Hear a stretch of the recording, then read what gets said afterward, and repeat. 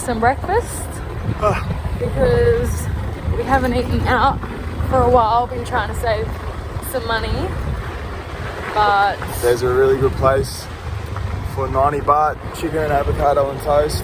It reminds us of Australia eating avocado, smashed avo on toast. Can't get that. It's over $5. Okay, well, we're back home now after some breakfast. So yeah, we just thought we'd start off by giving you guys a little update. The last few months have been pretty hectic for us, and next year a lot of things are going to change for us. But yeah, we'll keep you updated as time goes on, and we'll keep uploading little videos to our YouTube and Instagram. Yes, the last few months, things have been hard for everyone, like COVID, whether you're getting affected, like your business financially, each country is different. Like if people go down in lockdown, everyone gets affected, businesses get affected.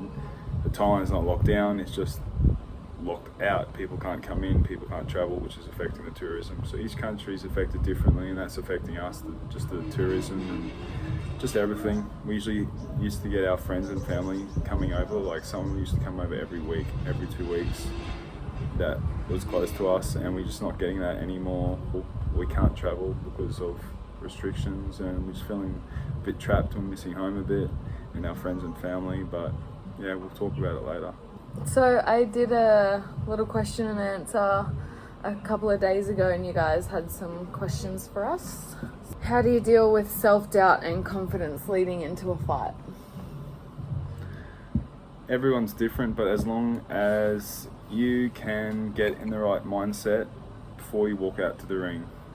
Some people are flipping out right before it and then just get their shit together and then walk out. But I think... Yeah, I actually don't know how anybody does that. Because a lot of people do it. If I was freaking out, like, at the stadium, yeah, I don't know if I would keep fighting if that was how I dealt with fighting, you know? No. There should be... I think the best thing is you never have a freak out. Like, if anything, you're like... Everyone accepts fights and is excited, and sometimes that night or after they've accepted the fight, they have a little freak out. And then from there, okay, let's deal with it. Let's train properly. Let's get our head right. Let's deal with it from there. But some people just accept it, and they never deal with the acceptance of fighting. Like, and until they're at the stadium, they've been putting it off. And that's why they freak out, because they don't accept it early. Until they're going to walk out. That's why they have a little flip out. So accept it early. Think about it, visualize it, think about this, like what I do is like visualization, so you can accept the fight, you feel how you are at the stadium. Just say you're fighting at somewhere, Bangla Stadium, whatever stadium, if you've never been there, Google a picture, see what it looks like, get it in your mind, and then feel what it's like to be walking around that stadium. Like you get a feeling in your stomach, and that feeling's going to be similar or the same. So imagine that feeling, imagine getting rubbed down, imagine focusing, and then when the fight comes, it'll be the same. Like those feelings. It's like you've already done it before, and then it's not like a shock. Yeah. But I tried this method as well, and for me personally, I didn't like doing that. But for me, the only thing that I find helps is when I accept the fight, I say to myself, when that date comes, I will be ready. And I just repeat that for weeks, or however long it is until the fight.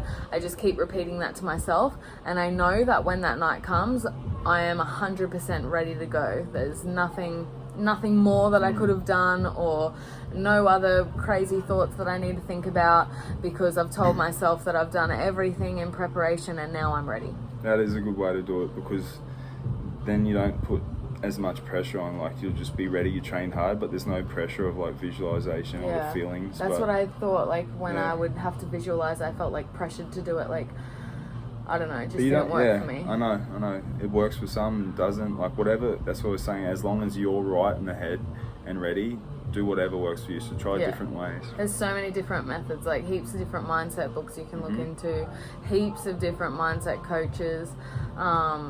You just got to find what works for you. Like everyone's different. Yeah, and I think it's fine, like to reach out and get a mindset coach, or like talk to your coach or someone, whatever makes your head fine. Like for me personally, I do best by talking to like a coach or like a mentor, just telling me it's fine, just go have fun, like don't. Yeah, actually, that's the thing. You need a mentor to tell you that you're going to be alright as well, just to like reaffirm it. Because sometimes in yourself, like your thoughts get lost or whatever. You feel like you're getting off the track or whatever. Yeah. But like for me, like you're that for me. So you always tell me like you're going to be okay. Yeah. Like, oh, even shit. like some guys go deep, like, okay, visualize, do this, do that, it'll be fine, it's the biggest event of your life.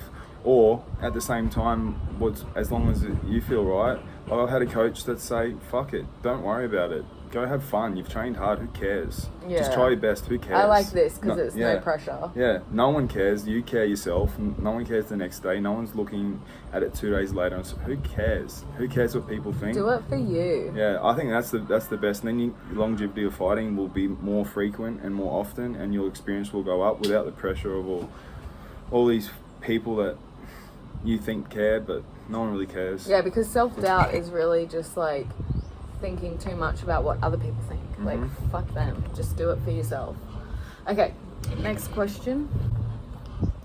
Who's the biggest softie? Me or you? You. I'm a softie. Yeah. How? Oh, you're a girl and you suck a bit more. Oh, really? Because I think you're a pussy. Fuck off. No, I'm a softie. I'm nice, and I'm a sucker for like helping people. And like today, the Thais said in the back room, the Thai boys like, Eddie, I broke the TV. Can I have another TV? And I was like, yeah, okay. And I was like, what? Oh my god, you didn't tell me that. What the fuck? I know. And I'm just like, Eddie, can we have the PlayStation to put in the TV? I'm like, yeah. I'm just. It's because Eddie always wants to make other people happy. But yeah, anyway. You just want everybody happy all the time. I'm soft as in heaps of ways, and in some ways I don't have any sympathy at all. But yeah. Yeah, I don't know, that depends, that question. Cake or pizza? Pizza. Cake. Pizza. Oh fuck, I don't know, they're both good. Cut or bulk when no fights or competitions booked in? And there's a second part to that question, but yeah. I think you shouldn't, like, this is the real answer. You shouldn't binge out for like weeks after your fight. Like, I'm guilty of it and of doing it, but after like painful time and time again, you learn it's just not worth it. It's just, the process gets boring of cutting all that fat off. See, it's boring eating food after you've binged and you're over it. You're just stuffing stuff in. That's good food. It tastes like nothing anymore. Just go back to eating good and have a healthy lifestyle. Like, not post-fight, pre-fight, post-fight diet. Have a lifestyle. I know, but this is the thing with fighting, you know, because you can't just cruise with your diet and cruise with training and then fight.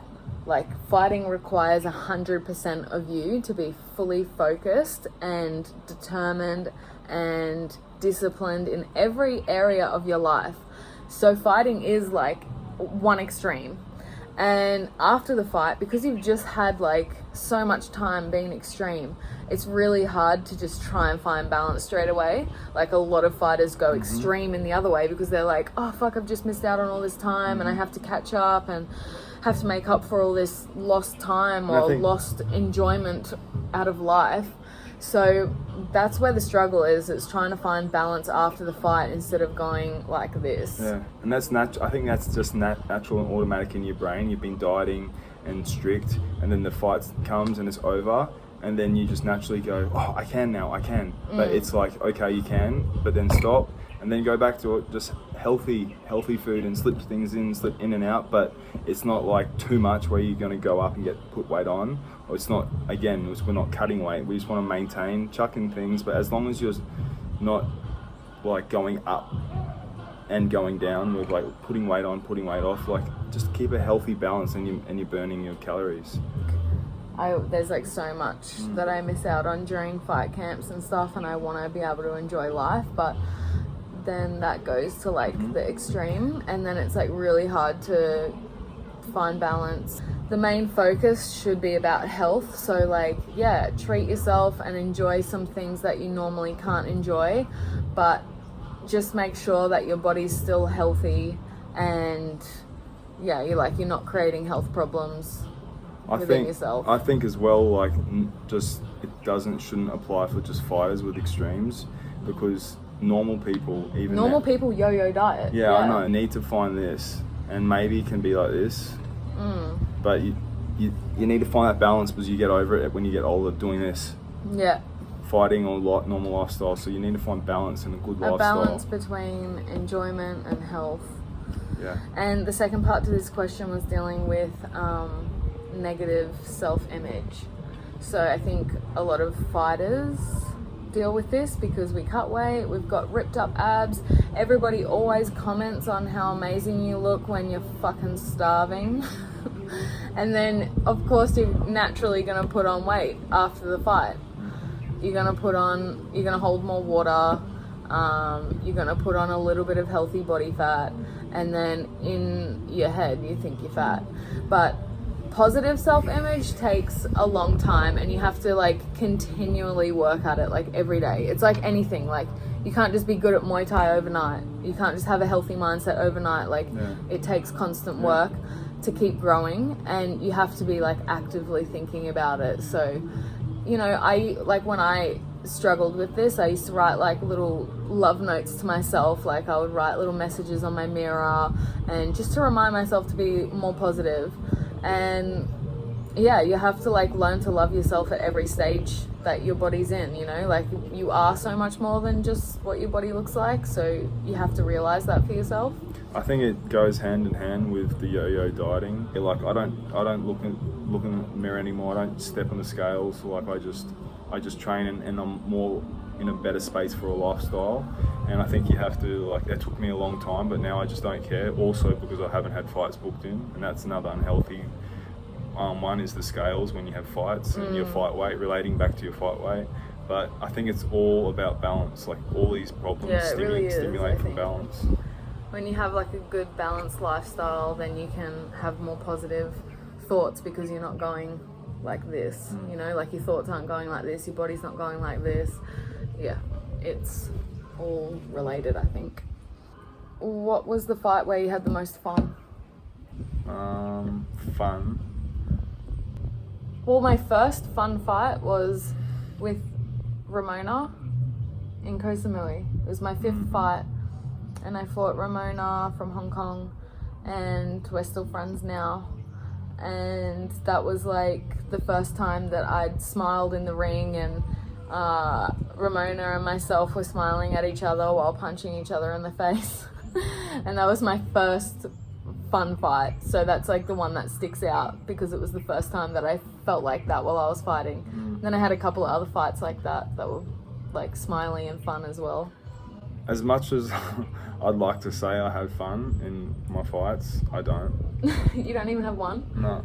Like, if I smile and stuff, I'm like, it's like trying to gear yourself up. Yeah, I'm trying to G myself up, and I'm not having fun. I just want to, like, I'm angry, and like I don't actually have fun, and I'm in the corner breaks, I'm serious, and I'm never laughing and like hee or like in the fight, like people smile at each other and have a good time. I think that's a problem with me too, though. I need to relax and loosen up, and I'll fight better.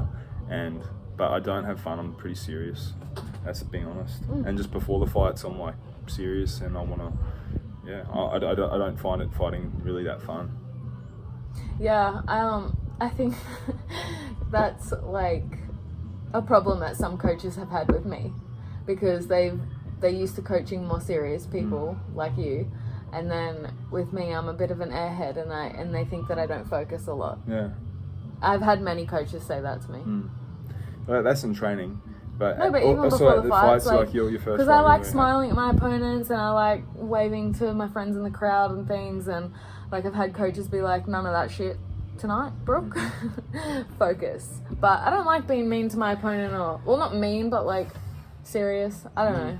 Everyone's different. I like creating like a fun environment for myself. Again, find what zone mindset you get in before the fight, and the best mindset for yourself, and it's serious, it's fun, it's whatever. Find it, and then fight, and then you like go with it. Like Don't Yeah, you do, have to find what don't works do for anything you. unnatural. Try and find what works. You might find a couple of fights where I'm going to try to be fun, and then you get knocked the hell out. But maybe not. But try and find Yeah, that's like true. yourself and who you are, and like focus. Yeah. Favorite part of your day? Again, I'm honest. So the favorite part of my day actually depends. It depends if my favorite part. Yeah, I like being at the gym, and sometimes I look around at the gym, and I said to myself the other day, when everyone's playing, like play sparring and having fun, and I'm like, this is one place I can be me and play as an adult. Like I'm playing, I'm getting that child feeling of like I'm playing again. Yeah, that's your inner child. And I just let that, and that makes me glow with like fun and passion, and that's fun. But that doesn't happen every day. I try, it'd be nice, but when it comes, it's really nice. But other than that, my bed. Watching movies. The day's done, you can relax. I know. And I can scull some 7-Up. Yeah. And that's me telling myself the day's done. There's no other thoughts. It's relaxing and turning off. Whether I watch a movie for a bit and go to sleep. But yeah, true. Yeah. Favorite athlete outside of Muay Thai? I don't really know anybody outside of Muay Thai. Hey, like Muay Thai is like the only sport that we really follow. Oh, really? Well, yeah. What else do we watch? Any inspiring athletes? Oh, I love Gymnastics? gymnastics. I love watching gymnastics still now. I love it. It's just so beautiful. And I really admire them too. They train so hard. Yeah, mine would still probably be fighters because I don't have... Oh no, I like skateboarding, they're athletes. And they're really cool. I like relating to like how they live a lifestyle of like just chilling and skating, and the culture of skateboarding is really, really welcoming and like totally different. That's why it's so cool to like venture out of what you know and try something different, and you might find a community in that new thing like skateboarding that's like, man, this is really cool. Like, I can't believe I didn't find this before, and these people are awesome, and that could be like a new lifestyle for you. But isn't it funny that we both just chose sports that we did as kids? What? Gymnastics and skating. Oh yeah. Outside of Muay Thai. Oh yeah, so maybe go back to something you did in your childhood and give it a crack again, see how you feel. That's why it's important for kids to do sport when they're kids because it really lasts until you're an adult. Oh yeah, and I think you find yourself through sport, like you totally let go and like concentrate and play, and let that play out. Yeah. But if you don't do a sport, it's hard to let that play out. Yeah, you can play with trucks on the ground for a while, but when you get a bit older, you need to let it out and keep it going. Do you have any problems pushing yourself to the limit in exercise when there's no supervision? Go on. I thought you were going to answer that because I know your answer. I don't know. I feel like I'm pretty self-motivated. Like if I have a fight, okay, there's two different answers to this. If I don't have a fight, I'll do whatever the hell I want. There's no pressure on training. I literally just do it because I enjoy what I'm doing, and I don't want to be pestered by somebody telling me to hurry up. Like I just want to be able to enjoy my exercise like the good old days before fighting existed for me. And if I have a fight, if I have a fight booked in and I'm in fight camp, then I think I'm pretty motivated and disciplined because I've felt tired in fights before, and that's traumatized me. I never want to fucking feel like that. So I will always push myself to the limits, like until I'm fucked, and then go beyond that. And if you've trained with me, maybe you've seen that too. Brooke's an animal when her training ethic's really, really high. Like in fight camp, it's crazy. Like she can do doubles, like smash doubles. Like every day, double sessions every day, 6 days a week. Yeah, and even sometimes Eddie tells me not to train, and I'll train because she's just psycho. Yeah. Her training ethic is really high. With me, it's very low. I just like it used to be high, but it used to be high. I've had a lot of fights, and now I just like sparring and clinching and like getting my eye and feeling good because I've done all the hard training, really hard training, and then sometimes you train so hard you put too much pressure on, and it goes hand in hand again with finding your head and how you feel before the fight. Sometimes if you don't train that hard and you play more in the fight or you loose up, sometimes you train really hard and there's heaps of pressure and you're really tight and you fight no good. It's all about mindset into the body. Like it's all about your mindset into the body that you have. But you should always train pretty hard Like, always train like 6 days a week, and then at least 3 mornings minimum. Yeah, I mean, So if you're 6 in a Western country and you've only got training in the afternoon, then you need to be running in the morning for sure. But for me, I feel like I get fried pretty easy, like my nervous system and stuff, and people are like, oh, you're just lazy. But really, like... Yeah, you do get worn out. I get dehydrated, I cramp, I'm just... My nervous system's fried. I train hard every afternoon. In the morning, I'll run, do teeps, knees and stuff, and a bit of boxing, but I can't smash it. If me and you were in fight camp together, you always, like... Mm-hmm. Fucking do yourself in before I do. Yeah. Like, there's mornings where you'll take off and I'll keep training. Yeah. And for my performance, like I don't want to go to training when I'm just I'm not there. And then you can go to training and just pull it out of nowhere, but I'll still go and I'll do the session to the best of my ability, and I'll be buggered, and I'll go down. I'd rather have that session off than go up. And then come into the next session more like mentally switched on. Yep.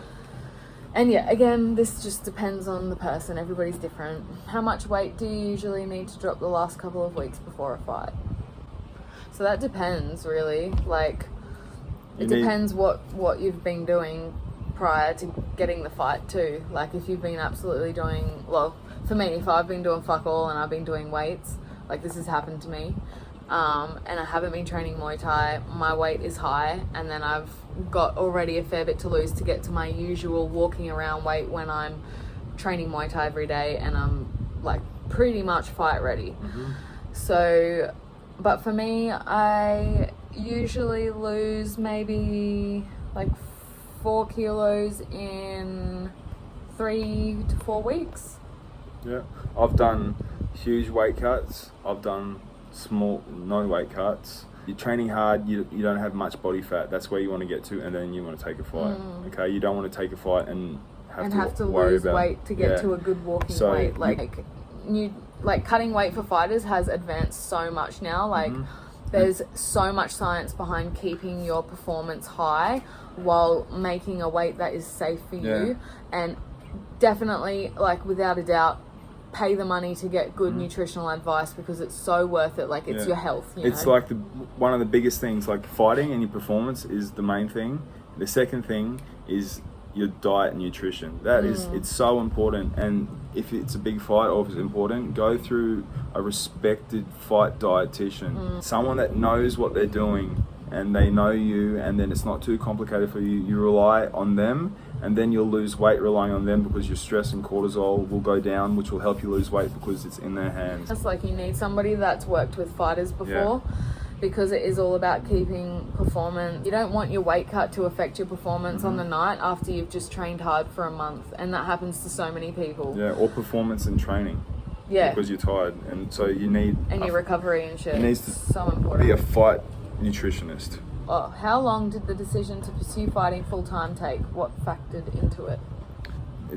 It's up to anyone. Like, if you're sitting here watching it saying, oh, I want to be a full-time fighter, go ahead. Go and do it. Like, it's up to you. It's up to your circumstances and stuff. Like, don't be a full-time fighter if you can't support the lifestyle, if you can't, can't give yourself to fighting full-time. Yeah, so if you're a chippy and you work 6 days a week, yeah, you probably can't do it. A lot of top guys do it, but it's not great. It's not ideal. You're working big days. You're tired. Your performance for being a full-time fighter is going to go down. So, like, have a cushy job. Like, when I worked, I did security. It was cruisy. Like, it physically not exhausting, and I could train and stuff, and it was still hard. So a full-time fighter means you need the time, energy, recovery for fighting to be number one. Fighting has to be number one. If you want to be a full-time athlete and make it to the top of whatever you're doing, like 100% of you needs to be committed to the sport. Typical day of food, do you both eat the same? Boring. I hate nutrition questions. Well, okay, so for me, we both eat at the same time. Maybe it's like a little bit different. Eddie will eat like a meal in the mornings, and I'll have a protein shake, and then we'll both go out for another meal, and then we both eat about the same for dinner, and then we'll snack at night. Either like a protein shake or some chocolate or twisties. Not much, but we're getting better. Yeah. But But this is balance. Yeah, like, again, we're not. this is balance. This is like staying on our. We figured allow out. ourselves some treats, but we don't go hectic. We're not putting on weight and we're not losing weight. If you could choose one food to eat for the rest of your life, what would it be? I've thought about this. Really? One like source of protein, or like one food, like is that like a potato, and you can cook a potato in different ways, or you know what I mean? Like one food. Yeah. What do you mean one food?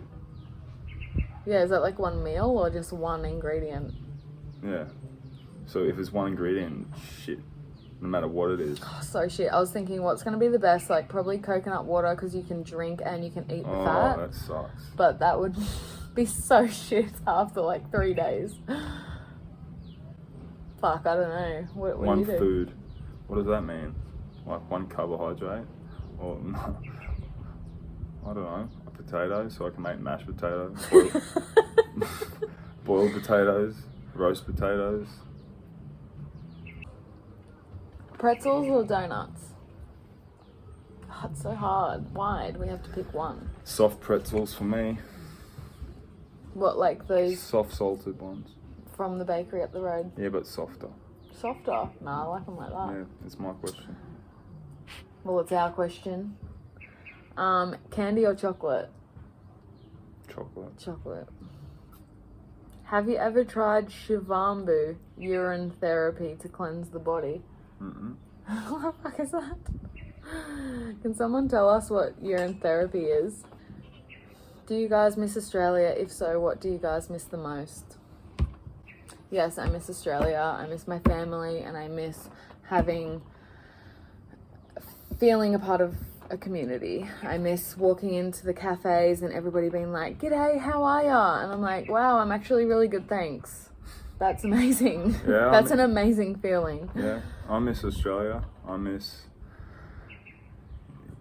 And I miss being in my own country, you know? Like having rights in your own country. Yeah, there's a lot of things I don't miss, and there's things that I do miss. I probably, the things that I don't miss is, it scares the shit out of me because I don't miss like the police, the law, the harassment, the rules and the regulations. Fucking paying for so much speed tickets shit. and dealing with a speed ticket, then dealing with your license, then going through red light. Just little things that are just keep escalating. That's what I don't miss, but I really do miss like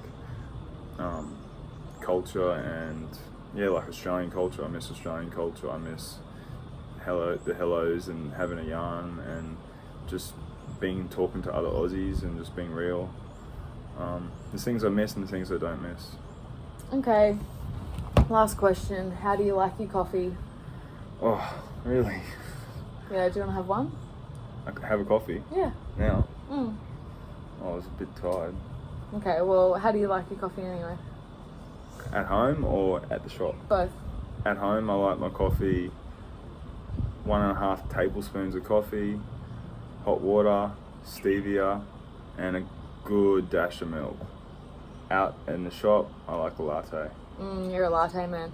So at home, I like my coffee black, or if anything, I'll put in the tiniest little drop of milk. Like, I mean, really small. It's pathetic. Might as well not put it in there. And if I'm out, I'm obsessed with iced Americanos at the moment.